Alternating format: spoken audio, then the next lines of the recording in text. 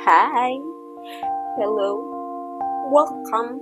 Selamat datang di video review film pertamaku bersama diriku, Ardana.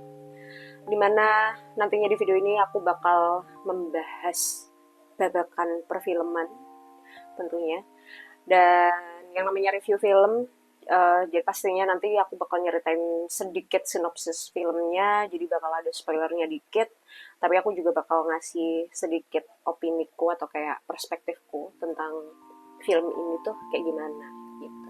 Jadi langsung aja untuk video pertama ini, aku mau bahas film berjudul 21. 21. Winner, winner, chicken dinner. Those words have been dancing around my head all night. Oke, film 21 ini adalah film tahun 2008 garapan sutradara Robert Luketic. Luketic. I'm not sure, I'm gonna look it up. Robert Luketic. Robert Luketic. Itu maksudnya. Robert Luketic, oke. Nah, terus film ini tuh juga diperanin sama Jim Sturgess, kemudian Kate Bosworth, masih muda banget dia di sini. Sama ada Kevin Spacey, sama Lawrence Fishburne, dan beberapa aktor lainnya tentunya ya. Nah, film ini tuh bercerita tentang karakter bernama Ben yang diperankan oleh Jim Sturgess tadi, yang mana dia adalah seorang mahasiswa MIT, salah satu kampus teknik paling terkemuka di Amerika, dan dia tuh lagi mau apply mungkin kayak buat S2 gitu di Harvard Medical School atau semacam fakultas kedokterannya Harvard gitu. Nah, permasalahannya dia ini kepentok biaya. Seperti yang kita semua tahu, fakultas kedokteran di mana-mana kan emang mahal gitu. Sehingga si Ben ini lagi ngincer program beasiswa bernama Beasiswa Robinson atau Robinson Scholarship gitu. Nah, sebenarnya si Ben ini tuh adalah mahasiswa yang cerdas banget, bahkan mungkin jenius gitu. Jadi dia secara akademis tuh kayak nilai-nilainya tuh bagus semua, straight A student gitu, IPK-nya 4, IPK sempurna, terus kayak skor SAT, skor MCAT, itu mungkin kalau di Indonesia ekuivalennya kayak SBMPTN gitu kali ya, itu skornya dia tuh tinggi, terus kayak dia tuh ikut kompetisi-kompetisi sains gitu, sering menang dan lain-lain. Pokoknya dia tuh punya glowing resume gitu lah kayak, atau resumenya tuh udah wow gitu, sempurna banget gitu. Nah, tapi permasalahannya dia tuh kurang pengalaman hidup karena dia tipikal mahasiswa yang cupu gitu, kuliah pulang kupu-kupu gitu. Terus paling kayak ikut-ikut apa kuy jenenge UKM, ya UKM gitu.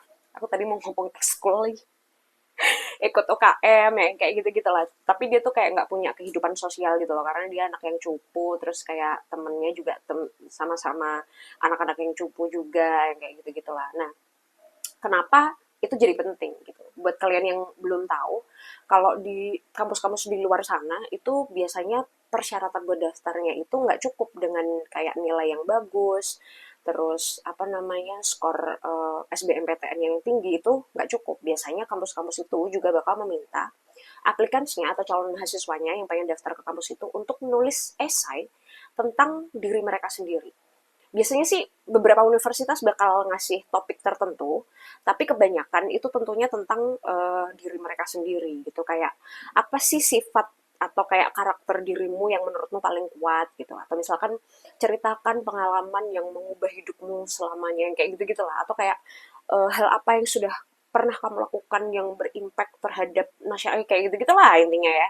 Nah, berhubung si Ben ini tuh cupu, dia nggak punya kehidupan sosial, kehidupannya membosankan, dia esainya ini nggak menarik gitu. Makanya si Harvard nih kayak nanya gitu, kayak ini beasiswa yang sangat bergengsi gitu. Dia full cover semua biaya pendidikan, terus kamu masih dapat biaya hidup juga. Yang apply, yang daftar untuk dapat beasiswa ini tuh sampai ribuan, tapi yang keterima cuma satu. Terus kenapa kami harus memilih Anda gitu? Nah, suatu hari di salah satu kelas perkuliahannya di MIT yang tentunya lagi bahas tentang matematika gitu, si Ben ini berhasil mengimpress dosennya. Mengimpress kayak apa ya? Mengimpress tuh kayak membuat terkesan gitu, membuat terkesan si dosen yang lagi ngajar di perkuliahan itu gitu. Nah ternyata dosen ini tuh diem-diem punya sebuah grup kelompok berisi mahasiswa-mahasiswi pilihannya dia yang udah dia latih untuk main judi. Lebih tepatnya main blackjack gitu. Nah, si kelompok ini itu tuh kerjaannya tiap weekend mereka pergi ke Las Vegas buat judi, terus kayak menang-menangin duit gitu lah. Nah, buat yang belum tahu nih ya, permainan blackjack itu tuh seperti apa. Kurang lebihnya, aku juga sebenarnya nggak begitu ngerti guys. Cuman kurang lebihnya aja. Intinya permainan blackjack itu apa namanya permainan kartu di mana si pemainnya itu ngelawan si card dealernya apa ya, kayak yang bagi-bagiin kartu tuh loh. Jadi ya gampangannya pemain ngelawan bandar gitu lah ya. Nah mereka tuh harus taruhan untuk siapa nih yang kira-kira bisa ngedapetin angka yang lebih tinggi, mendekati 21 tapi jangan sampai lebih dari 21 gitu intinya. Makanya gamenya juga biasa disebut 21. Itulah juga kenapa filmnya disebut 21 karena ini memang tentang blackjack gitu. Nah, karena dia intinya kan tentang mendapatkan angka nih sehingga bisa dibilang permainan blackjack ini adalah salah satu permainan kartu dalam perjudian itu yang bisa dimenangkan gitu. Kayak kemungkinan menangnya tuh lebih tinggi lah kalau kamu ngerti caranya, kamu ngerti tekniknya, strateginya, dan bisa ngitung begitu. Cats have 9 lives. Cat. Plus 16. Sweet 16. Plus 17. Every card had a Nah, value. si Ben ini yang lagi butuh duit buat bayar kuliah di Harvard, jaga-jaga nih. Kalau misalkan dia nggak berhasil mendapatkan beasiswa tadi, dia akhirnya tertarik. Karena tadinya dia ditawarin sama si dosennya itu, terus akhirnya dia tertarik, dia direkrut, kemudian dia dilatih, dites juga. Pokoknya intinya dia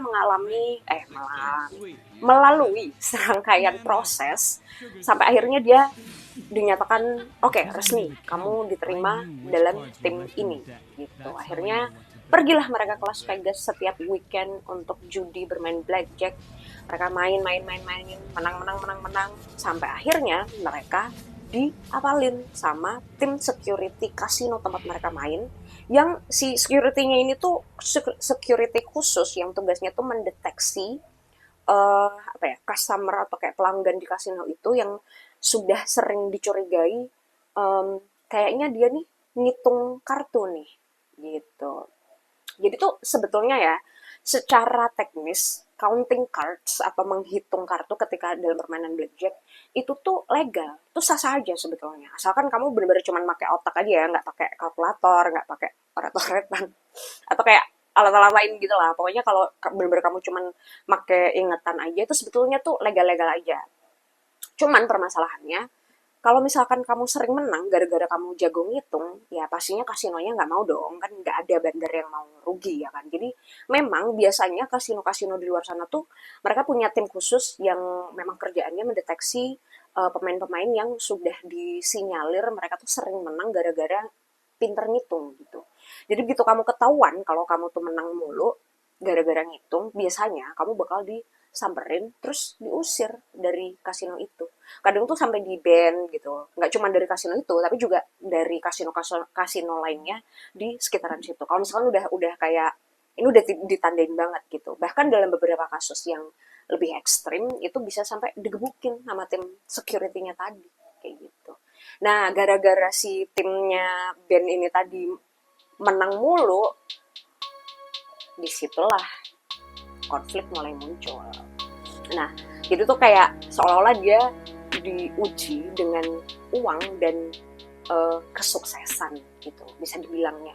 Ya biasalah kayak typical nobody who came from nothing, terus kayak tiba-tiba bisa ngedapetin segalanya dalam sekejap gitu ya, dalam waktu yang sangat singkat, terus out of control, dan berakhir kayak losing everything, gitu-gitulah. Nah, terus sama satu hal lagi yang aku ngerasa kayak ini penemuan yang cukup menarik menurutku. Uh, jadi kan judul filmnya tuh 21. Nah, itu tuh bukan cuman merujuk pada permainan blackjacknya itu sendiri, tapi juga merujuk pada usianya Ben pada saat itu. Jadi di film ini diceritakan bahwa si Ben ini baru aja merayakan ulang tahun yang ke-21 gitu. Nah, kenapa ini jadi menarik? Karena menurutku kayak gini deh, usia 21 tuh usia peralihan gitu loh. Kayak kalau di Indonesia mungkin kan umur 21 tuh kuliah semester akhir kali ya. Jadi kita tuh kayak mulai harus mempersiapkan diri untuk meninggalkan dunia kampus, dunia perkuliahan gitu. Dimana ya oke, secara hukum, di mata hukum itu tuh udah usia legal, kamu udah dianggap sebagai orang dewasa dan sebagainya. Tapi kan karena kamu masih kuliah, kamu masih berstatus sebagai mahasiswa, itu jadi kayak masih dianggap kayak oh masih pelajar, oh masih remaja gitu. Nah, tapi di saat yang bersamaan kamu tuh bentar lagi udah mau lulus nih dari perkuliahan, udah harus ninggalin dunia itu dan masuk ke dunia kerja, ke real world lah istilahnya ya, sebagai kayak dunianya orang dewasa yang sebenarnya gitu. Jadi permasalahanmu tuh udah bukan lagi tentang cinta-cintaan, tentang geng-gengan, bukan lagi drama-drama perkuliahan gitu. Terus kayak kamu mulai dihadapkan dengan kamu harus cari duit gitu. Dan ketika kamu berhasil mendapatkan duit itu, apa yang akan kamu lakukan? Bagaimana caramu menyikapi si duit itu? Jadi nggak tahu sih, maybe it's a stretch. Tapi kok kayaknya bukan kebetulan kenapa karakternya Ben diceritakan berusia 21 sama seperti Jun. Nah, ada another side notes atau kayak catatan sampingan lainnya menurutku juga menarik. Jadi film ini tuh sebetulnya terinspirasi dari kisah nyata di MIT Blackjack Team yang diceritakan dalam buku berjudul Bringing Down the House: The Inside Story of Six MIT Students Who Took Vegas for Millions. Buku ini ditulis oleh Ben Maxrich. Panjang bener judulnya. Translatean kasarnya kira-kira menjatuhkan atau kayak mengalahkan Bandar. Kisah 6 apa tadi? The Inside Story of Six MIT. Oh ya. Kisah 6 mahasiswa MIT yang berhasil ngerampok Vegas sampai jutaan dolar gitu lah ya kira-kira. Nah, jadi MIT Blackjack Team ini tuh beneran ada di dunia nyata dan mereka ini punya sejarah yang cukup panjang juga. Jadi mulai dibentuk di tahun 1979 yang berisi mahasiswa dan alumni. Jadi nggak cuma mahasiswa aktif, tapi juga alumni kampus MIT, Harvard, dan beberapa kampus terkemuka lainnya. Nah, tim ini dibentuk oleh J.P. Massar dari MIT dan Bill Kaplan dari Harvard. Nah, si Bill Kaplan ini itu jadi inspirasi dari karakter profesor atau dosen yang di film 21 tadi itu guys gitu. Nah, MIT Blackjack Team ini sendiri itu adalah organisasi atau tim pemain blackjack profesional yang sangat terorganisir dan sistematis banget gitu. Jadi dia tuh anggotanya mencapai 30-an lebih yang semuanya adalah mahasiswa aktif dan alumni MIT, Harvard, dan beberapa kampus terkemuka lainnya yang di sekitaran situ. Kemudian perekrutannya sangat ketat, terus kayak pelatihannya tuh sangat sistematis. Pas mereka main di floor di Vegas itu sendiri juga sangat terorganisir, sangat sistematis. Bahkan sampai mereka ini punya investor. Gokil. Jadi sejarahnya MIT Blackjack Team ini sendiri tuh juga sangat menarik. Kalau kalian pengen tahu lebih lengkapnya bisa langsung aja googling sendiri. Nah, balik lagi ke filmnya 21 itu sendiri ya guys ya, karena direktornya itu adalah Robert Luketic yang dia tuh sebetulnya film-filmnya dia itu sebenarnya cenderung ke romcom gitu, romantic komunis, romcom, romantic comedy. Nah, jadi film-filmnya dia tuh ada The Ugly Truth, ada Killers, ada Monsters in Law, sama oh mungkin yang paling terkenal ada Legally Blonde. Nah, itu kan semuanya tuh film-film yang kayak ringan, terus ada komedinya gitu. Makanya nggak heran kalau film 21 ini tuh juga ringan dan ada komedinya tapi tipis-tipis aja gitu. Dan bahkan mungkin kalau menurutku pribadi, film ini bisa masuk ke dalam kategori popcorn movie sebenarnya. Kenapa bisa dibilang popcorn movie itu karena itu film ringan yang bisa ditonton sambil nge-chill gitu, sambil makan popcorn. Ya sebenarnya nggak perlu popcorn sih, nggak harus. jagung rebus sama kacang rebus juga oleh sebenarnya. Nah, jadi overall menurutku pribadi ratingnya mungkin 6 dari 10, 6 out of 10. Yang ya oke, memang ceritanya tuh sebenarnya simple kayak yang tadi aku bilang ya. Dia mungkin nggak kayak sekompleks Ocean Eleven misalnya, tapi menurutku sih tetap lumayan menarik ya, apalagi karena ini tuh diangkat dari kisah nyata gitu. Menurutku cukup menarik bahwa ternyata di luar sana tuh beneran ada sekelompok orang pintar yang berhasil mencurangi sistem dan memenangkan duit sebanyak jutaan dolar dengan cara gambling gitu. Menarik menurutku.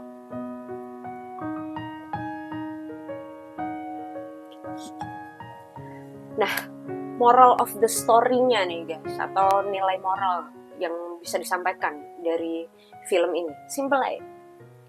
Ojo judi. Kecuali Anda jerempolin.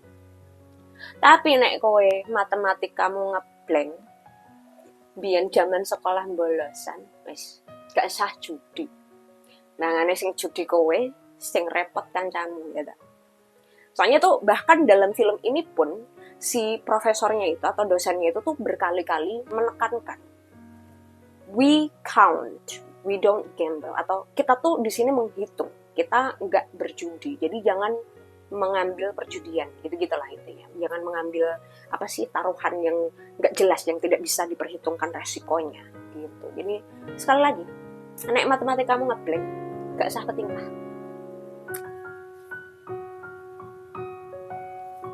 Oke, cukup segitu aja review film kali ini buat kalian yang misalnya udah nonton filmnya dan ngerasa kayak apa ya, ada yang kurang nih mungkin bisa ditambahin gitu, atau menurut kalian nggak sesuai, menurutku sih gini gitu. Boleh aja silahkan komen, mungkin kita bisa diskusi dan semacamnya. Oh ya, disclaimer dulu, ini kan review film jadi perspektif personalku, jadi tentu saja penilaiannya sangat subjektif, jadi pasti bakal beda juga sama kalian. Jadi kalau misalkan kalian ada yang beda atau ada yang mau ditambahkan, silahkan, mau diskusi silahkan bisa tinggalkan komen.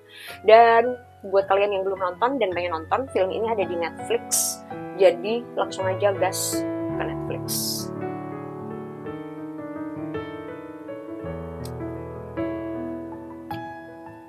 Oh ya, sama buat teman-teman yang mungkin ada rekomendasi film menarik yang menurut kalian perlu kita bahas, bisa juga silahkan tinggalkan di komen.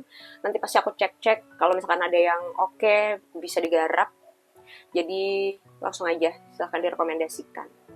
Oke, segitu aja dulu guys. See you again next time. Ciao.